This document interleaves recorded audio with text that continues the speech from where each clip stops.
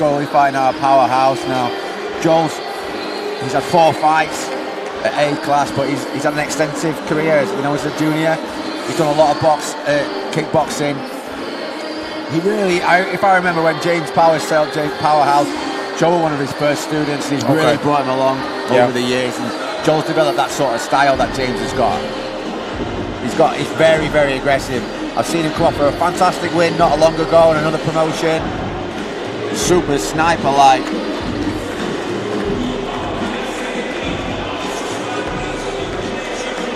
Spent some time training up there in sub-zone as well, so you'll see Kamatakaru in his corner. I always like to see that, young talent going and getting a varied, wide range of experience from outside their own gym. Yeah, as long as it's available to them, and they have the ambition to go and see what's outside, and it's always good to be able to get that experience before you actually get in a cage and get faced with it, Yeah, for sure. And if you get used to training in different places when you're young, you become acclimatized to it pretty fast. And then you stay around in these gyms, you get used to being around these people. Then by the time you're an adult, like Joel's becoming a young man, it ain't so daunting. You're used to it, you're acclimatized to it, you rise to the occasion. Whereas, if you stick around like a small fish in a big pond for a long time, and everyone's like, yo, do you want to go and train up there? And you're like, oh, I'm not sure, because you're worried about getting exposed. Oh, for sure. No, man, you get in there young. False sense of security, and you don't want that, because them battles when you really get faced with adversity, when the moments are few and far inside the cage and that door gets shut, it's the loneliest place to be, and you don't want to be there when that happens. I say Joe's got he's got a fantastic corner there, and obviously you just said then with the fact that he's obviously been going up to sub-zone as well. I need to get up there myself at some point, learn some techniques from those guys. And again, listen, Cam's been producing some greatness from that gym. Absolutely. Right? They've got some absolute monsters come from that gym, so it speaks volumes now that he's got Cam in his corner representing, and just again adds to the excitement of what this kid's got to showcase. Still vibing on these Kingdom gloves, these pound-for-pound Kingdom gloves. They're super smart, and I like the way that fighters can just get in these. It's on a promotion, right? They get to look down and it's like, where I'm fighting. Yeah. That's where I've been. What I like personally as well myself, obviously, in the fighting background, is you can see how the curvature of the gloves kind of molded around the bottom set of knuckles. So we now know that some people they hook with an open hand. So you can kind of get welts on your face, and which then turns to cuts. So again, at this level, it's more about the safety for the fighters and getting the experience and the time underneath your belt, the rounds, than what it is about going in there and picking up injuries early on in your career. Absolutely, and that's the thing we know about Kingdom. Kingdom are not gonna cut corners in any way, shape or form. From the best cage hire, to the best referees, to the best medical staff, to the best officials, down to the best gloves that they can get, right? Yeah.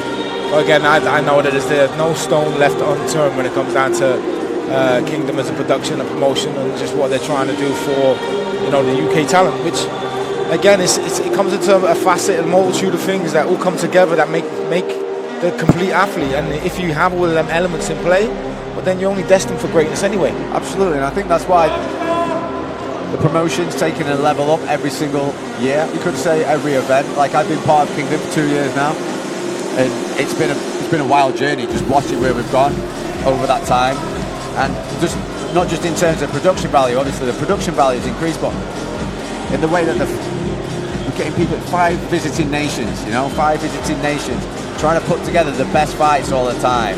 No cherry pick fights, the best fight and the best, and that's what we want, right? Yeah. Like I said, it makes for real competition at a lower level, where it gives everyone something to look forward to. It gives their fight fans something to look forward to. Entertainment value is stacked, it's up there. So again, this is what the sport is, isn't it? Yeah, right? Quality over quantity every time. There you go. That's exactly. Quantity, Couldn't have said it better myself. Action. When the contest begins, our referee in charge, Dan Mulver-Heddy. Both these guys look ready, by the way. Introducing our first fighter, fighting out of the red corner, representing Powerhouse MMA, Joe Scholey!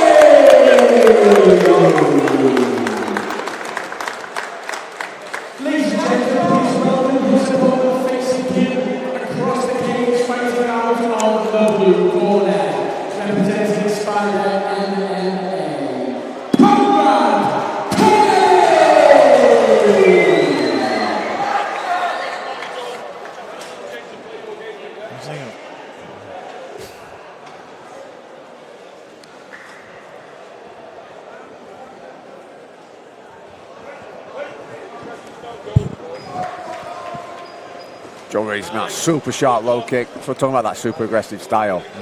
He's got good body shots as well. This is a debut for Conrad Connelly. So obviously I've never seen him fight before, but he's wasting no time getting stuck into the grappling exchanges. Oh, for sure. Ooh, beautiful break off the clinch for a knee straight back into the clinch. Lovely. Love the way he just turned that wizard in with the scramble. How fast are the flyweights in real life? You see them on the TV. It's insane. Yeah, you literally can't blink. Arguably one of the GOATs, Demetrius Johnson flyweight. I like the way Joel's establishing his, he's making sure that he's applying that pressure on his hips to keep his body upright. Keeping that strong head position.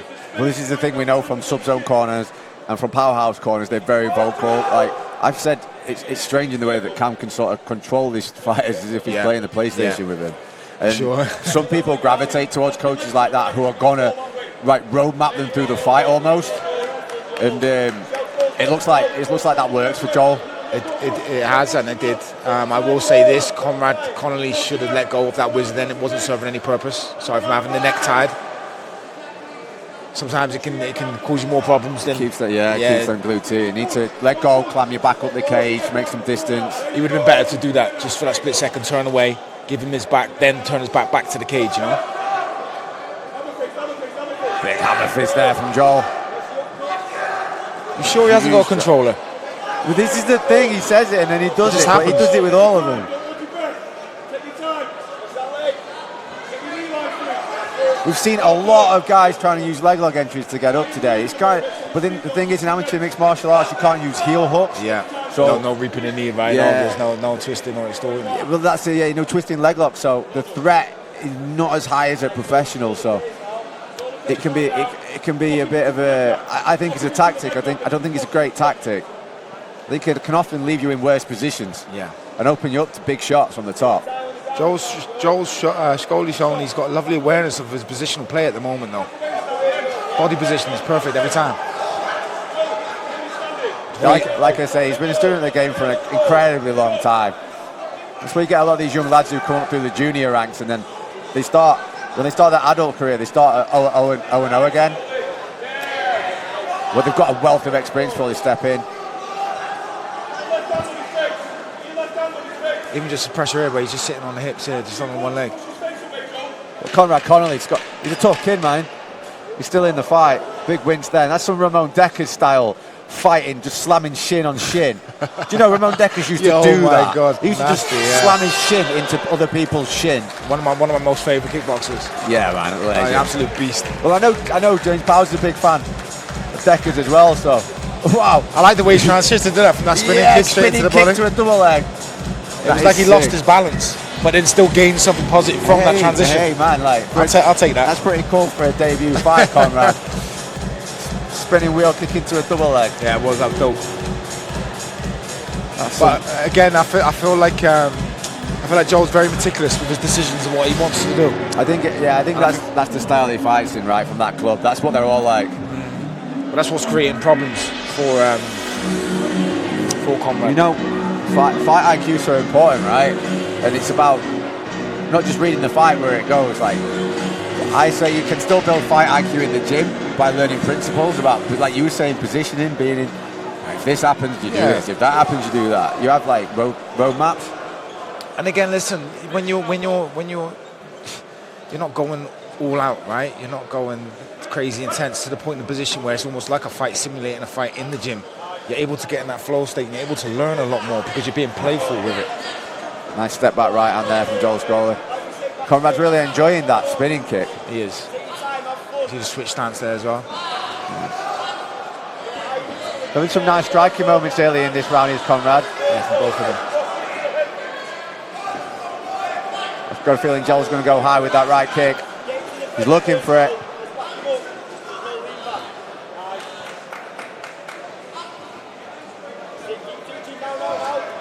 Go low, he's going to go high now. Any money, I bet you my house on it. No, I don't. My missus will kill me. But he's going to go low and high. Trade for trade right now. Beautiful body shots there from Joel. I feel like Conrad's slowing down on the replies, on the counter-attacks at the moment. I think we're going back to, Conrad's, it's his debut fight. I think he's watching Joel a little bit. Joel. I think he's watching the feints a little bit too much, and rather than just letting his own shots go. When Conrad lets his legs go and lets his hands go, he's got some nice shots. He just needs to not watch and just fight. Just got caught with a big backhand there by Joel. Yeah. Joel doing good work on that body. Yeah, so it's almost a little bit like Conrad's a little bit of a sitting duck at the moment. Offensively, again, the cage control there coming from Joel.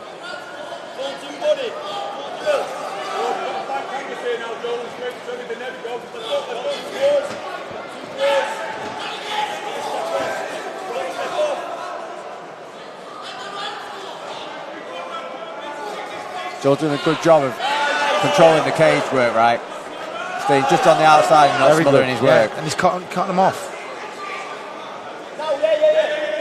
Like I said, I just seen him put together a fantastic finish with a body shot a couple of weeks ago. Yeah, just another body shot just there, right? On the left side, the liver. Yeah, I think that was a right hook, but yeah, he's got a dangerous liver shot on him.